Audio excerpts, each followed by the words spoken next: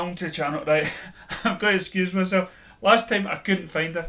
I wasn't going to make videos at all this week. I had actually planned birthday this week, so I thought, right, I just want to spend time with just myself and whatnot and do stuff. So I'd made so many videos for this week, but of course somebody broke the silence.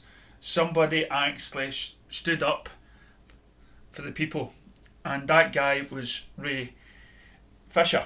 Now, here's the thing.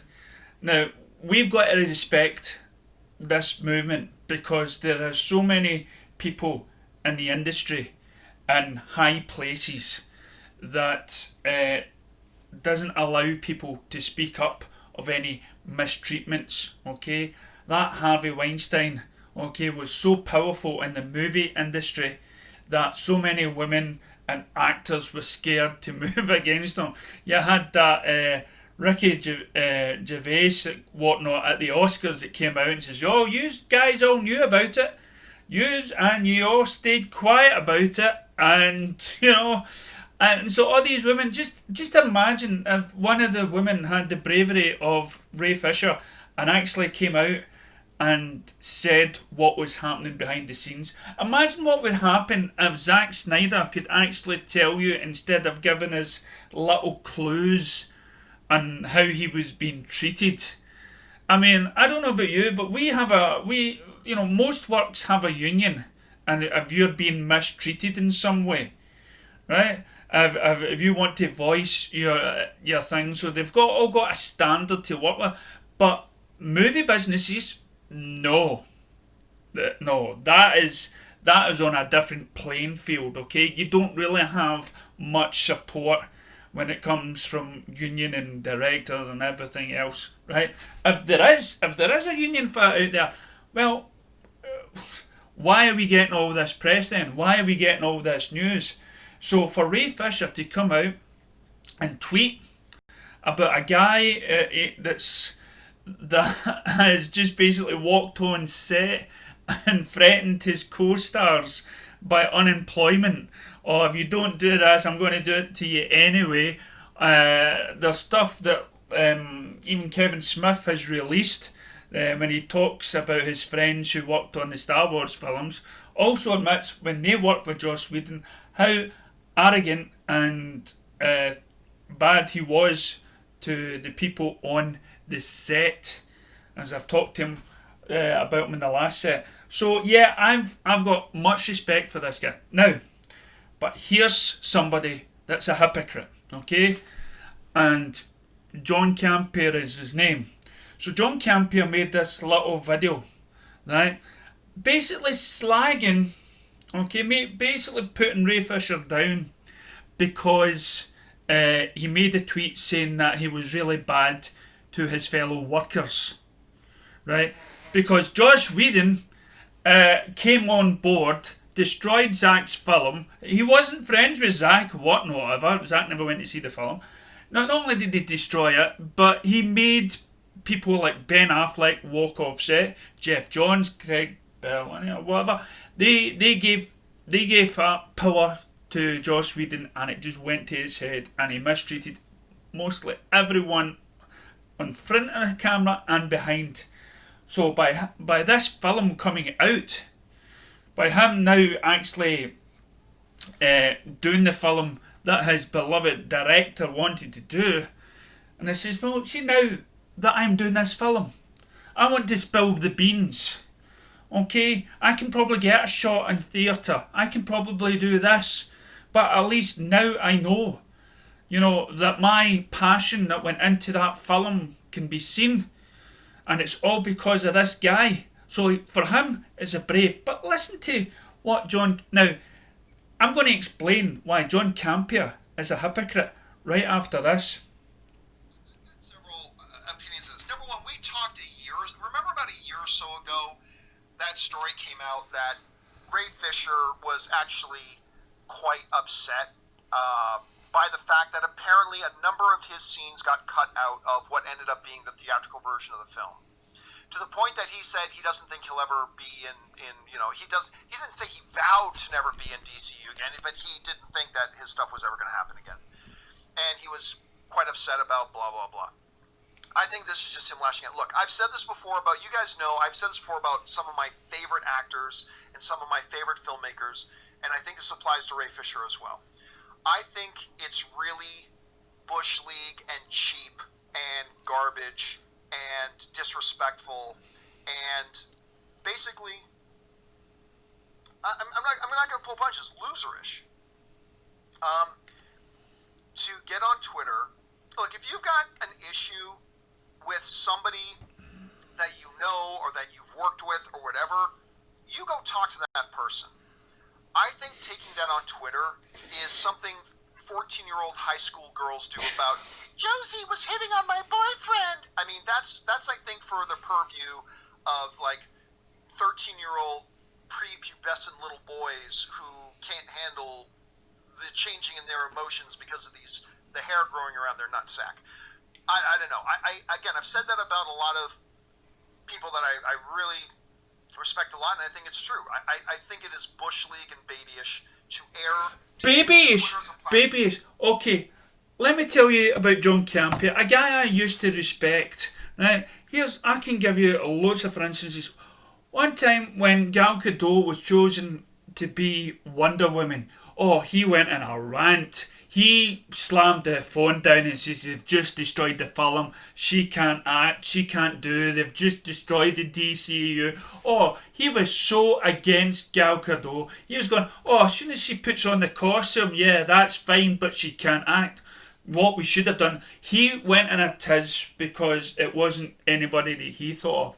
Now, what happens then? He goes onto Twitter and he totally puts those sort of kind of comments all over the Twitter feed. Anything that he didn't like, right? And this is meant to be a so-called professional, right? He goes onto Twitter and does everything. He puts down everyone that came into his way. If you go and check down his... Now, he's deleted it, and I'm sure people like Film Gob has already highlighted the sort of... moods that he used to go in. Collider. Now, Collider used to be a good channel. Okay? Collider used to be a great channel until they started off, because they didn't agree with it. They would be slagging actors off. They would be putting down directors, right? Just because they didn't like that person. They'd be tweeting. They'd be tweeting about other YouTubers, right? So there is no professionalism. What Ray Fisher was doing was he was highlighting a problem in the industry.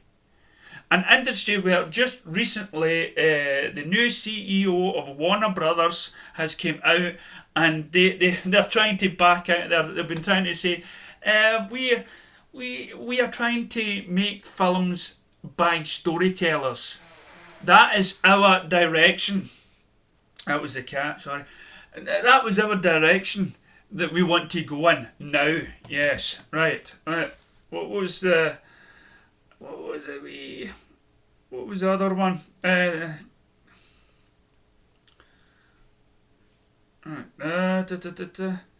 Now, as I say, and I've said this in the last one, okay?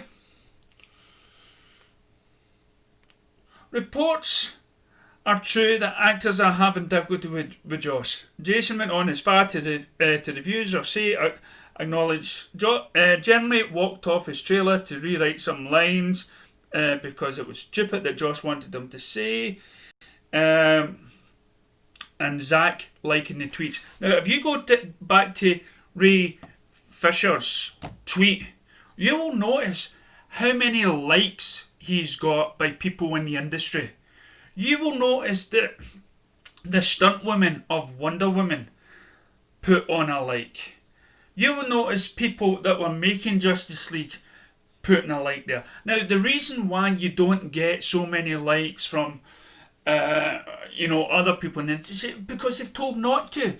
Henry Cavill is playing it safe. He stays on the fence all the time because he hasn't had that big blockbuster movie of Superman that he can play the game. Oh, no. His manager nearly screwed that up. by probably demanding more money. Nothing against Henry Cavill's character. I love Superman. Henry Cavill is the best character, best hero to play Superman. He's the best. I will watch any film with Henry Cavill in it. But at the same time, he's not putting himself out there. He doesn't have that sort of status quo that people like Ben Affleck's got or Jason Momoa right now. Jason Momoa, he is kind of loyal to Zack, who has made him a household name. Ben Affleck, he's so big, he's made some Oscar movies. He can throw himself out there and start liking or start commenting. That's why Ben Affleck came forward, and and congratulated the fans for helping Zack's film to get out, because he hated. I would put money on it. He did not get along with Josh on the set. That is why he walked away from the Batman film. Now that Zack Snyder's in, he is like I would even put my hand up and say he's signed more contracts to play Batman again. That is the power of somebody who's actually nice to the people on the set. This is somebody that influences people. Joss Whedon doesn't influence anyone.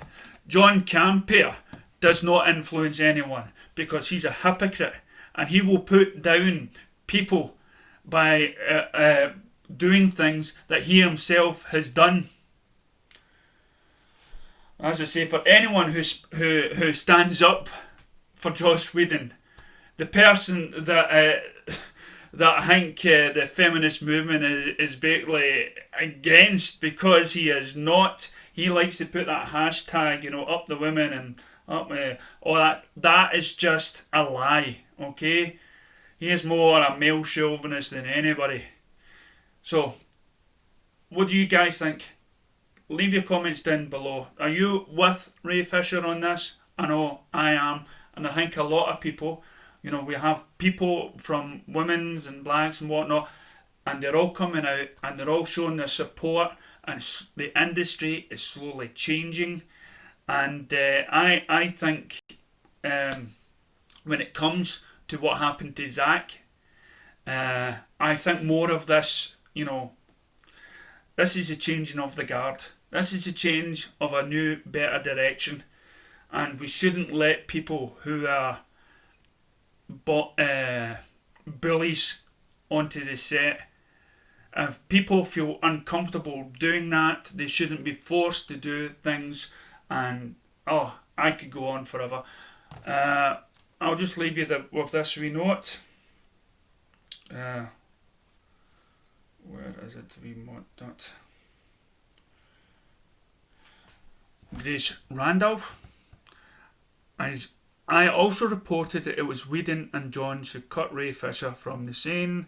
I've been reporting to you about Whedon and Johns for some time. I'm glad justice is finally served.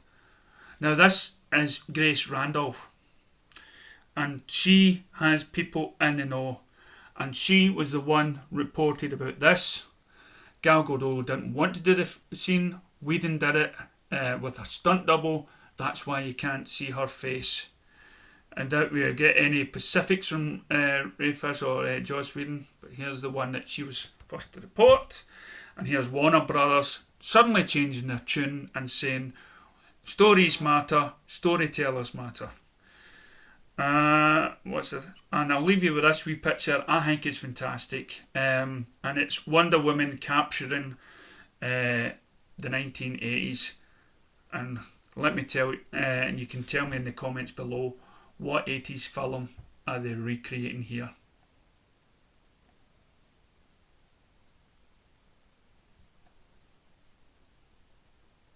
Right, catch you next time.